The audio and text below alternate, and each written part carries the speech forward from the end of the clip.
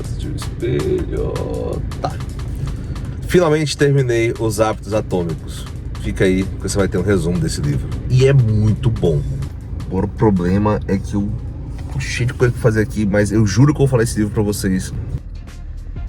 A base do livro, realmente, é o James Clear falando mais sobre o conceito do 1% melhor a cada dia, que é uma coisa que a gente já vem falando há muito tempo aqui no canal. O básico do livro é entender o ciclo do hábito. E o James Clear faz de uma forma bem bacana, dividindo o hábito aqui em 4 partes. Estímulo, o desejo, a resposta e a recompensa, principalmente. Uma coisa que eu percebi é que a gente lê ele pensando assim... Se você lê como livro de autoajuda, ok. Mas, na verdade, ele organiza muitos conceitos que você já trabalha, você já tem dentro de si. Quem sabe você já aprendeu. Aqui tem um psicopata passando ao fundo, tem uns 2 aqui. O outro tá ali fazendo barulho. Mas nesse ciclo do hábito e o entendimento do ciclo do hábito faz você conseguir consolidar bons hábitos e retirar hábitos ruins. E essa é a principal parte que ele trabalha. Inclusive é bacana porque ele trabalha até com diagrama para isso acontecer melhor. Para você conseguir entender e você conseguir fazer o tracking, triar esse hábito. Tem muita coisa que está no livro, por exemplo, que são conceitos que já foram colocados aqui, já foram apresentados aqui em outros vídeos. Então, é assim, eu fico feliz em ver que tem um alinhamento entre o que está sendo apresentado, assim, nesse momento que a gente fala aqui, e um dos maiores autores de best-seller que nós temos atuais, modernos, né? E com o entendimento desses 4 pilares para os ciclos acontecer, ele trabalha com 4 leis para você conseguir consolidar o comportamento, né? O hábito principalmente, que são as 4 leis da mudança de comportamento. Eu achei muito bom também. E logo de primeiro a gente trabalha com o estímulo, que é o pilar número 1, fazendo o hábito se tornar óbvio. Em outros vídeos, o que eu tinha falado aqui a princípio, que a gente tem que trabalhar para o ambiente favorecer o acontecimento do hábito. Você trabalhar de uma forma que você consiga, de forma sistemática, executar ações que se consolidem em um hábito que seja saudável para você, né? Então, uma das primeiras coisas, arrumar o ambiente. Lembra aquela história de você quer ir para academia mais cedo? Quem sabe deixar as coisas já prontas para você acordar, né? Ter o seu despertador, acordar, já pegar as coisas e ir para academia, ou o café da manhã mais cedo também. Então, deixar as coisas já prontas para o café da manhã, a cafeteira já no ponto, quem sabe, se você tiver aquela maquininha de fazer cozimento de ovos, já deixar pronto só para ligar, sabe? Aquilo ali facilita que o hábito de manhã aconteça da melhor forma possível. Então, é uma das coisas boas que a gente pode ver, tornar o hábito para ele acontecer, tornar o ambiente que o ambiente favoreça o hábito, né? É uma coisa boa. Da mesma forma, aquele empilhamento de hábitos. Eu vou fazer tal coisa, assim que eu terminar essa tal coisa vai ser feita, eu vou fazer outra coisa, sabe? Então, eu empilhar bons hábitos em sequência. Isso também ajuda, isso faz o estímulo acontecer de forma mais fácil. Na segunda parte, quando ele trata de o desejo, né, você tem que tornar o hábito atraente. De novo, o material que a gente já colocou aqui também, mas é bom porque isso está recapitulando, né, o livro como um todo. Mas tornar o hábito atraente, entre outras coisas, você colocar na sua agenda, vou, sei lá, ir para a academia. Não precisa colocar ir para academia porque é muito genérico. Vamos colocar de forma mais específica. Vou sair daqui, vou para academia e vou fazer um exercício por tanto tempo, por exemplo. E ele trabalha muito com a questão dos 2 minutos, né, como forma simbólica de você vencer o atrito e fazer de fato o que tem que ser feito. Esse é um ponto muito bom, cara, assim, realmente você dá o engate, você dá o start daquele processo todo, você tornar ele atraente.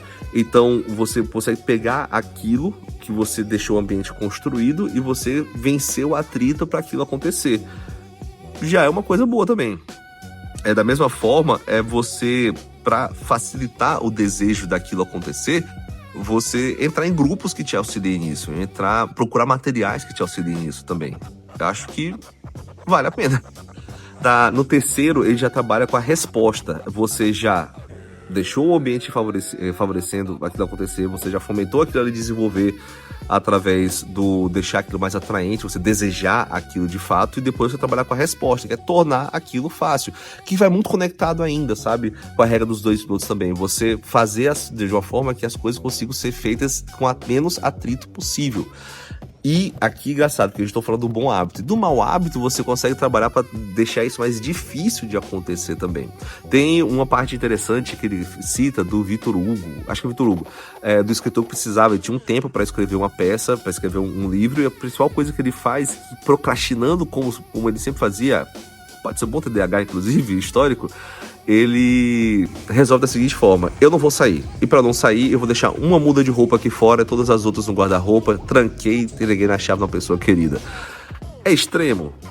Às vezes a gente precisa ter algumas medidas extremas para conseguir acabar mesmo com maus hábitos. Mas no caso, o que é que ele fez? Ele conseguiu pegar aqui e dificultar aquilo ali de acontecer de fato. Então, da mesma forma que você consegue ter uma resposta positiva, você estimular aquilo a acontecer, você pode também tirar aquilo ali da circulação. Eu achei muito bom esse exemplo, inclusive. Então, quando você torna isso satisfatório, né? Desculpa, quando você torna isso fácil, você consegue diminuir o atrito. Você consegue fazer aquilo acontecer da melhor forma possível. E entra no quarto pilar, né? Que é tornar aquilo satisfatório. Qual é a metodologia aqui de recompensa? E não é só a recompensa de fazer e fez e agora recebeu algo em troca, mas é você ver, quem sabe, aquele hábito acontecendo da melhor forma possível. O registro, por exemplo, você trabalhar com o rastreamento desses hábitos é uma das formas de você ver aquilo ali acontecendo. Porque como ele coloca, você construir bons hábitos, você não percebe, às vezes, a resposta dele no dia a dia.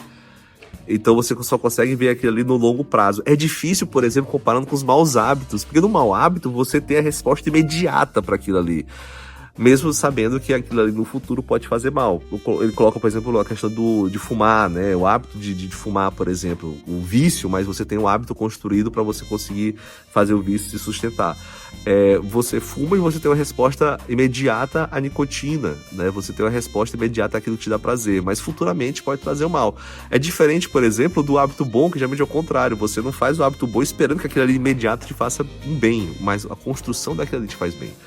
E é um dos pontos bons quando você tem um rastreamento desses hábitos. Você vê as coisas acontecendo ao longo prazo. Você vê a curva subindo, descendo, né? Mas você vê aquilo ali acontecendo.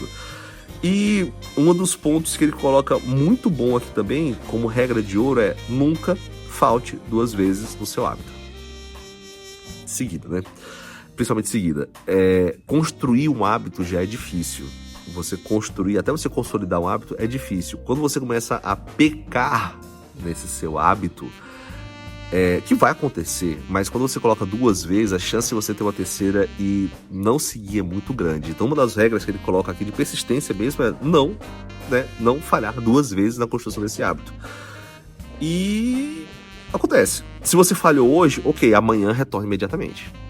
Achei muito bom. Cara, parece um livro, assim, uma coisa muito prática, dessas 4 leis que ele coloca para respeitar os 4 pilares da construção do hábito, muito prático para a pessoa TDAH, inclusive, certo? Então, assim, francamente, eu totalmente recomendo. Eu achei um livro muito bom, uma leitura muito boa, muito fácil, muito acessível, não vai carecer de grandes momentos, de grandes pesquisas, são mais reflexões. Eu achei, tá aqui, muito bom, inclusive. Diferente, por exemplo, Vou falar uma coisa, Pupu? O gato passou aqui. É diferente, por exemplo, de um livro que eu li, que é a Sociedade do Cansaço, por exemplo, um dos primeiros livros que eu tentei falar aqui no canal, que era muito denso. Esse é um livro gostoso mesmo de você ler. Então, galera, totalmente recomendo. Eu acho os aprendizados aqui dele muito bons.